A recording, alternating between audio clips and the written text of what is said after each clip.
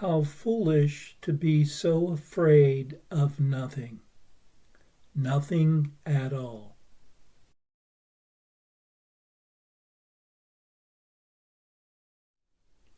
In A Course in Miracles, fear is described as a miscreation, an error of the mind, a thought based on wrong perceptions and false stories, a reaction to false interpretations, illusions, and dreams.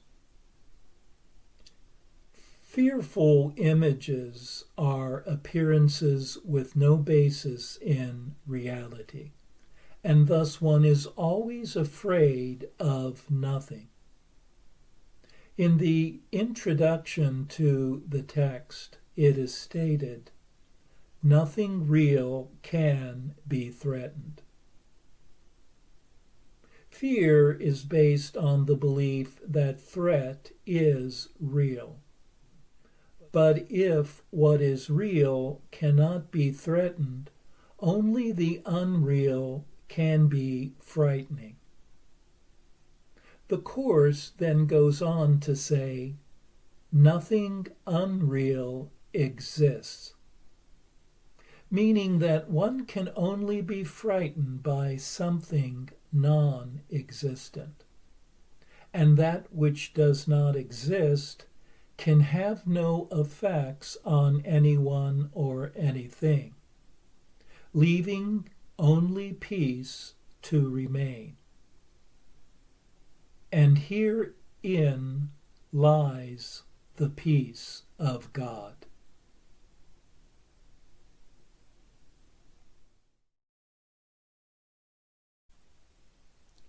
For fear lies not in reality, but in the minds of children who do not understand reality.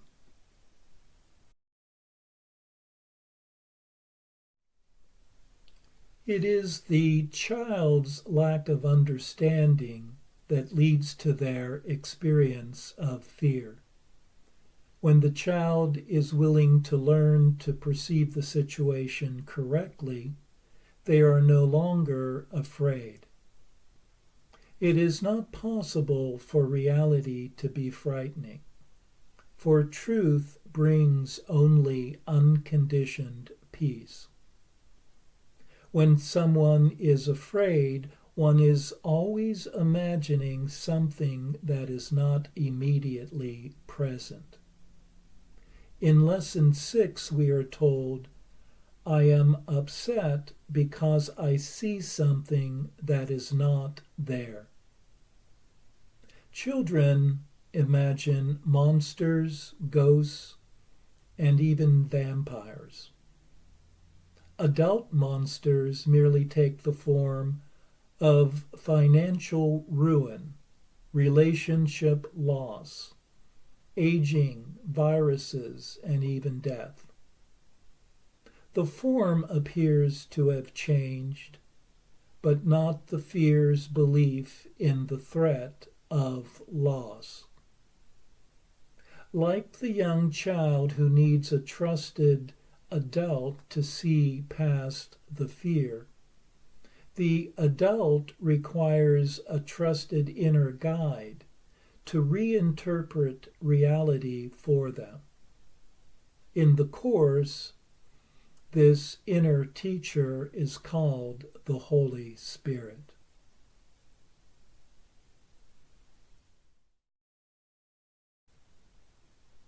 Before the separation, the mind was invulnerable to fear, because fear did not exist.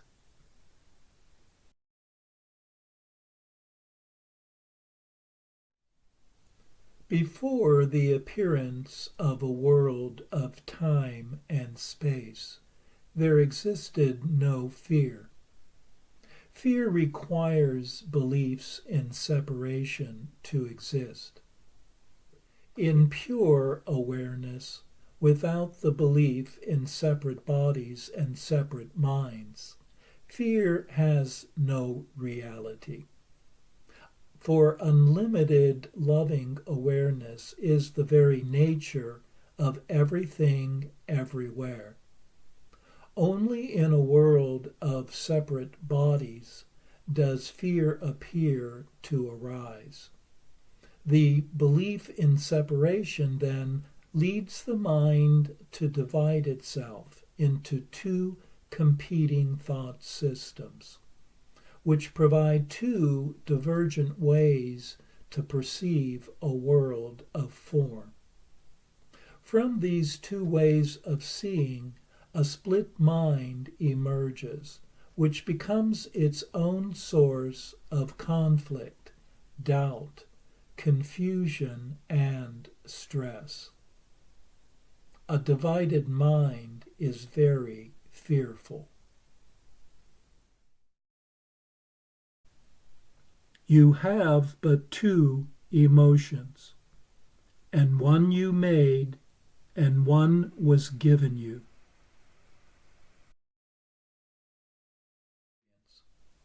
Fear and love are the only two emotions of which one is able to experience. What is not love is some form of fear. Fear came into the mind for the one purpose of concealing love, and thus supplying evidence that the separation had occurred. Thus, fear is the denial of love. Yet the love which is created whole cannot be undone, though it can be covered up and become unknown. The appearance of a world of separation resulted from the desire to see something else, something special, something more than the all-inclusiveness of the one self. From this desire, a virtual world of images projected itself outward within the mind. Along with this imagined world, fear arose also in the mind. Love, which had before been both unified and unconflicted, now appeared to have fear as its opposite.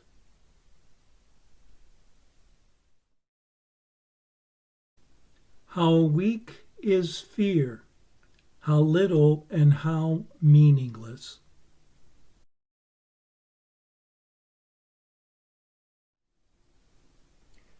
To identify oneself with the separate mind is to make oneself weak. Yet one hates oneself for being small, and thus projects this hatred onto the world, making the world fearful. The separated self is very limited, and perceiving this littleness, it feels vulnerable to attack from outside bodies. For one's protection, the ego offers attack. But attack is frightening. With attack as one's defense, a battleground opens up in the mind. Everyone appears to be a potential enemy.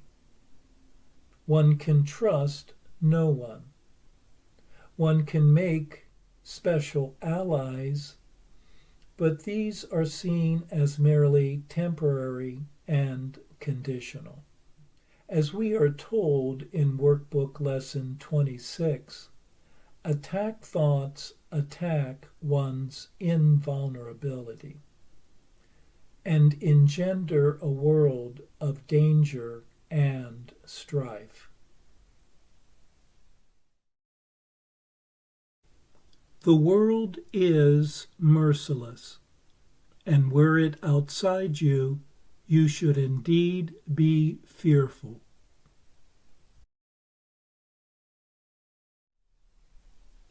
A separated mind makes a world of attack and guilt, which indeed appears unforgiving and frightening. Yet fear is always an inward experience, being a war of opposing thoughts within the mind. This is why fear in outside forces is an illusion. For the fearful thought never left the mind that made the fearful image. There is nothing outside the mind. If the world was outside oneself, it would be fearful. Yet the world exists within the mind, within one's awareness of it. And can anything occurring within one's awareness be a threat to the awareness itself?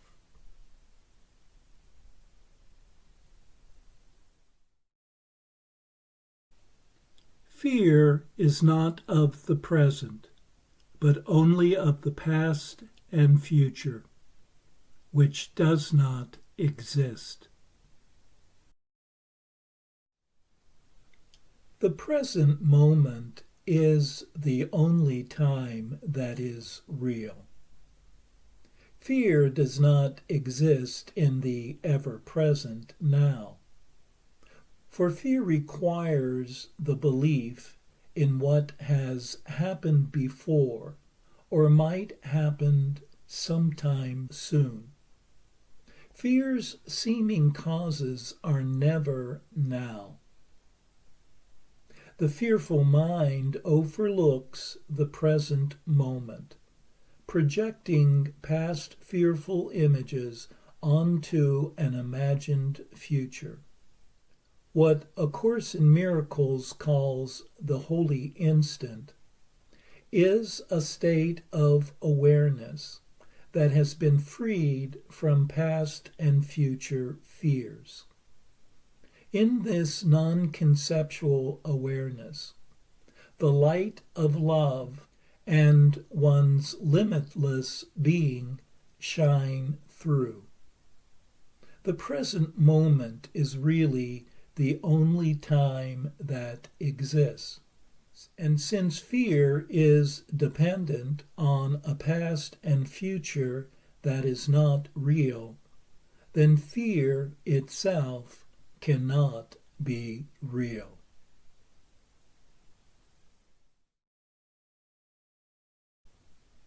Fear is a judgment never justified.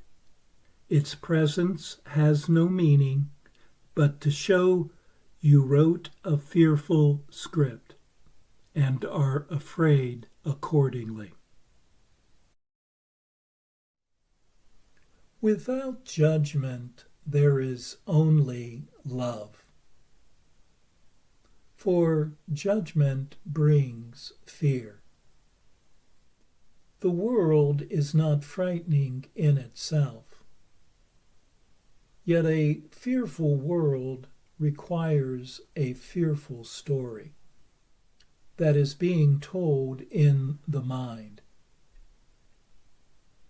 Fear is a judgment based not on facts, but a fictional narrative. The purpose of fear is not to unify, but to conflict and divide.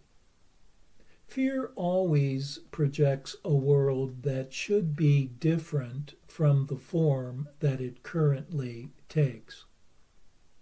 It desires more of this and less of that. While love affirms and accepts, fear denies and rejects. Fear is incapable of bringing about the stability and safety that one seeks in a world of perception, and only brings about conflict and chaos.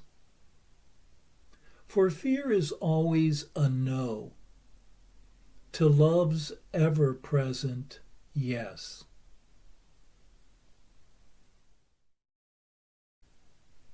Are you a body? So is all the world perceived as treacherous and out to kill.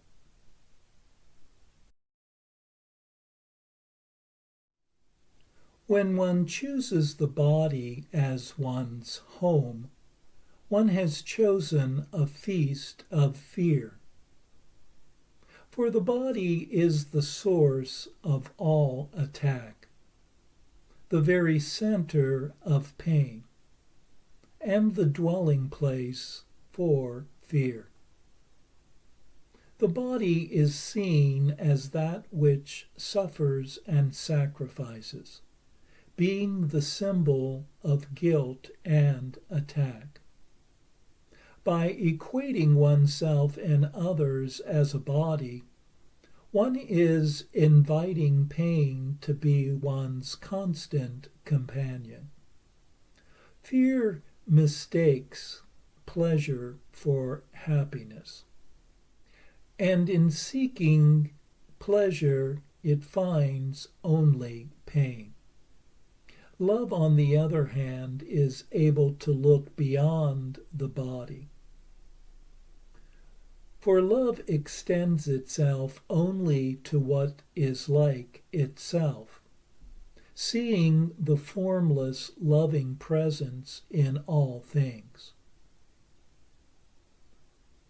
Yet fear projects itself on specific images.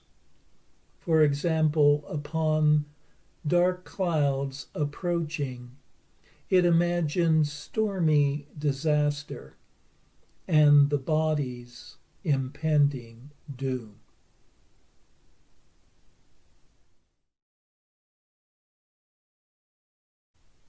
No one who follows the ego's teaching is without the fear of death.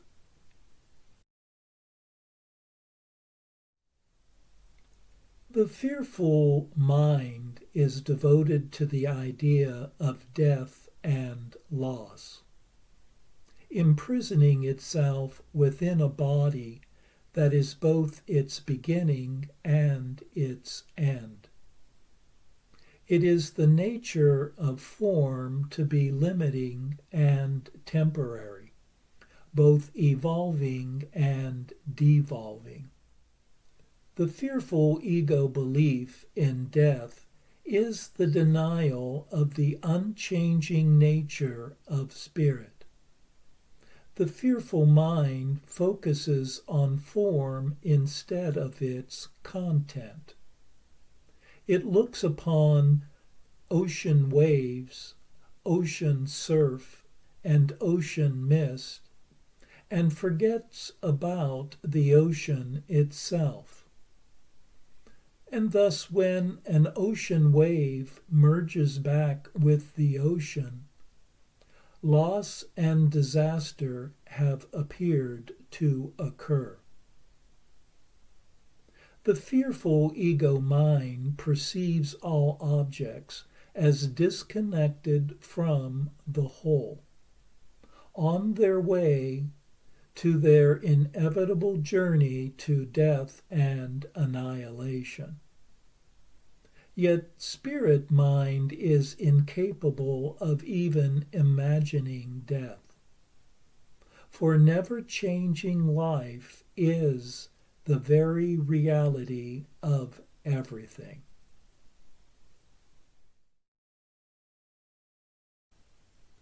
All fear is ultimately reducible to the basic misperception that you have the ability to usurp the power of God.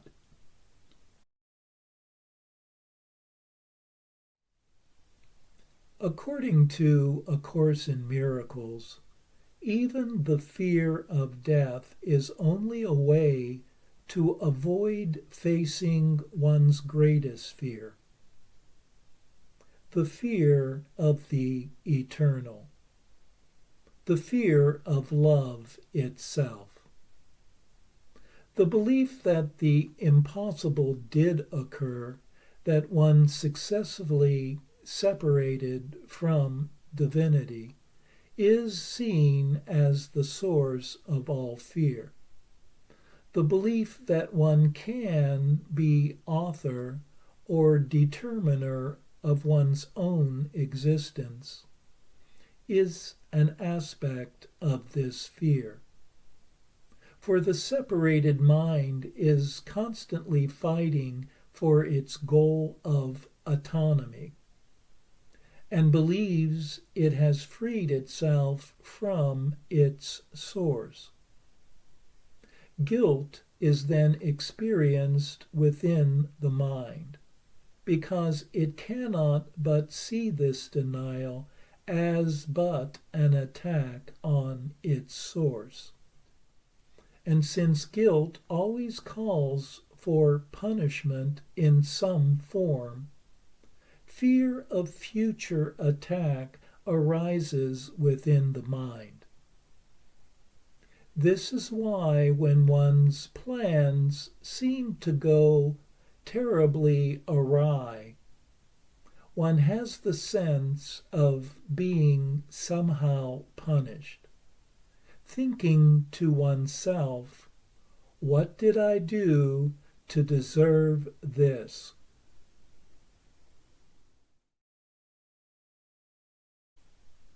Do not be afraid, then, to look upon fear, for it cannot be seen. If fear was looked upon and seen for what it is, it could not be seen at all. For the false would simply be replaced by the truth. It is only one's devotion to fear that gives it any power. In clear awareness, fear would always be seen as a falsehood, some belief which was not factual, merely arising within one's awareness. Truth dispels the illusion of fear in the same way as light dispels darkness. The urge to not look at fear only keeps it in place. Thus, looking at fear with the help of one's inner guide is required for fear's undoing. In part 2 of this series on There is Nothing to Fear, we will be examining how A Course in Miracles teaches that the undoing of fear occurs. For in understanding fear, it is important to learn to look upon fear in a way that does not make it real.